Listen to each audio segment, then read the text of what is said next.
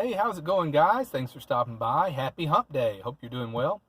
So, we're going to start a new segment. We're going to call this Comment Call. So, let's get right into it. We got a lot to cover on this video. So, WMSYT writes in on my comments on a video. I guess that means William's YouTube. So, we're going to call you William or Bill or Billy or Mac or Buddy. See what I did there?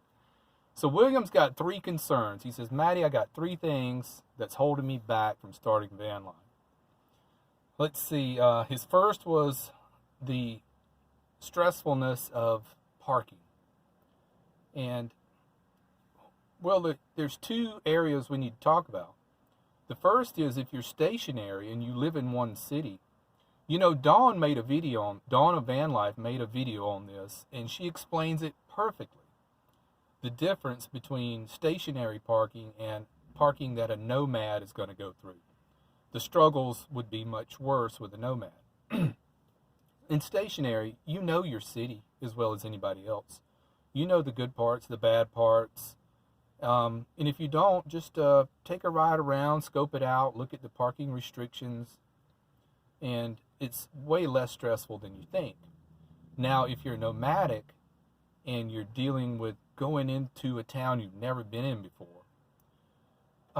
After I read your comment, I thought, what would I do? And this is what I've come up with. I would use my phone and I'd say, hey, Google, what's the best school district around here? And that's automatically going to take you to the best part of town. Or I would say something like, hey, Google, where's the Whole Foods? Because you know they're always in the good part of town. And or you can get on Realtor.com. And that'll tell you the best parts of town. You know, because the last thing you want to do is like wake up at 2 in the morning, somebody's trying to steal the wheels off your van. Then you know you're in the bad part of town. So, parking, I went into this thinking that parking would be the hardest. And it was quite a struggle in the beginning until I got the hang of it. And now, you know, it's no big deal at all. It's not something I think about during the day like I used to. I used to think about, where am I going to park tonight? You know, not anymore. I've got a rotation of about 6 good places, and so if that's stressing, don't take that off your mind. The second thing you had concerns about was loneliness on the road. That could be a concern because, again, there's two schools of thought here, two areas of thought here. If you're stationary, you already got your core friends where you live in your city, so nothing changes. You are going to lose some friends when you tell them you've moved into a van full time because you'll find out who your friends are versus who your acquaintances are, if that makes sense.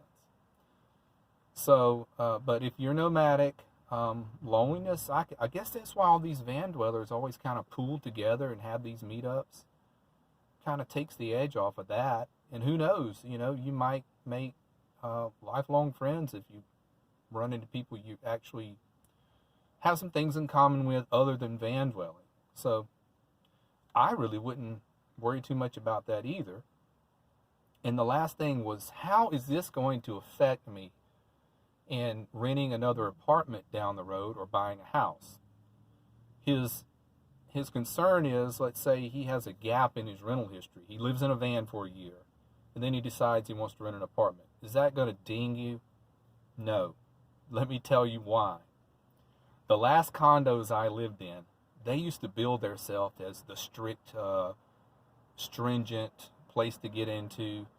That was total BS. They had more sketchy people living in this place. All they care about is your credit score, are you a felon, and can you pay the rent? That's all they care about. Now, with a mortgage, it's going to be different. Actually, I have a friend of mine that I house sit for, and he's a mortgage lender.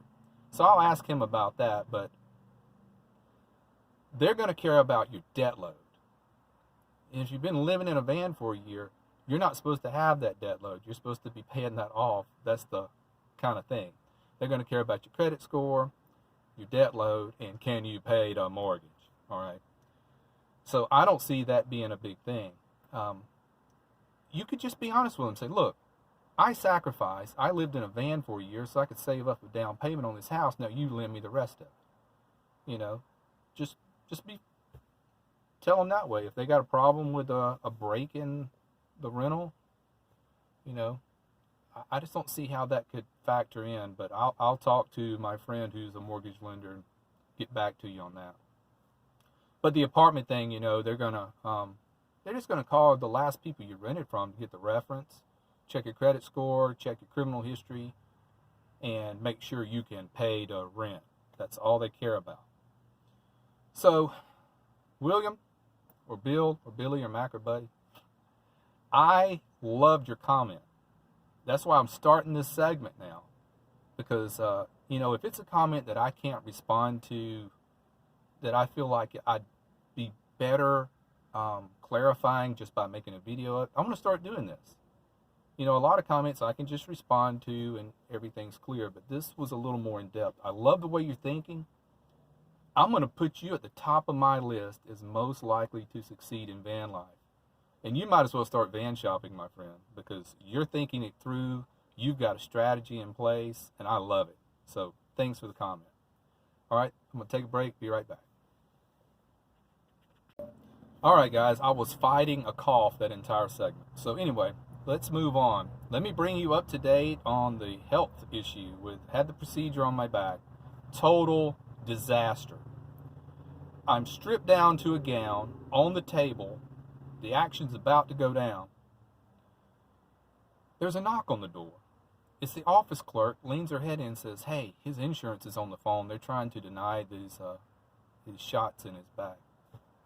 And I'm laying there, I'm like, this is not happening. You got to be kidding me. The doctor walks out. It's on the phone. She comes back in a few minutes.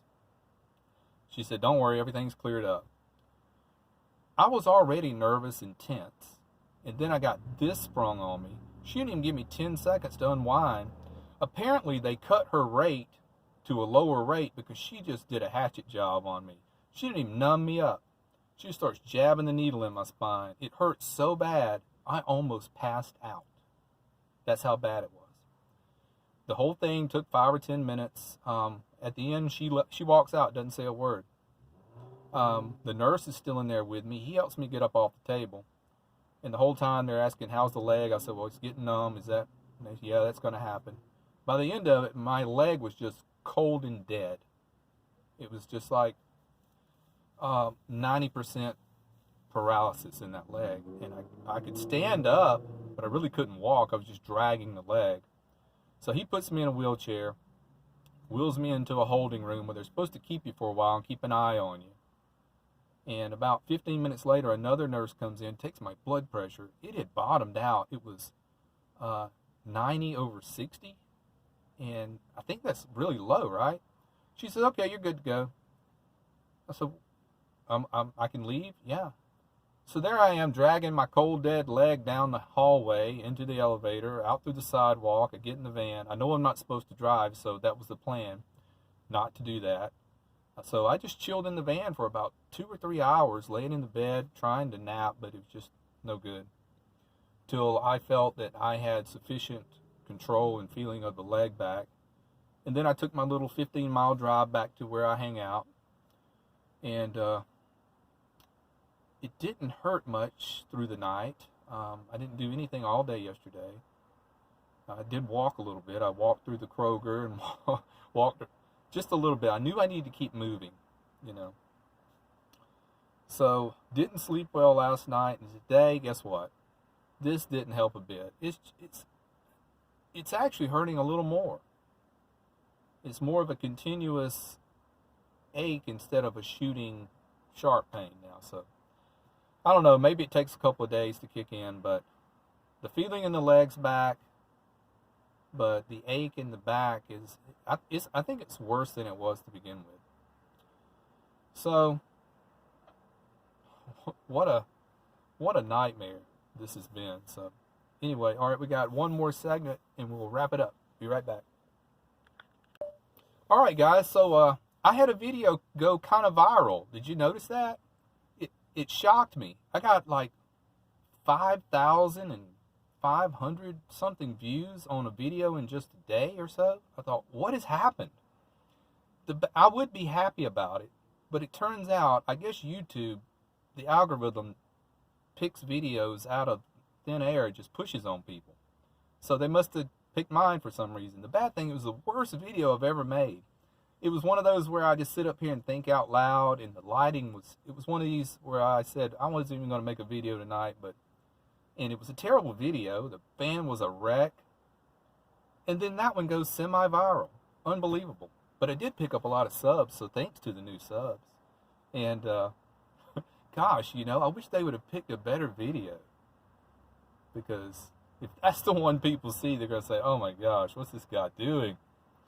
But it was shocking to see that, you know. And we know we're just, Buddy and I are just a little small-time guys that chill in a van all the time, so. But that made us feel good, didn't it, Buddy? 5,000 something views. It was like in a day. Unbelievable. All right, guys, so I do appreciate you stopping by. Have a great hump day night.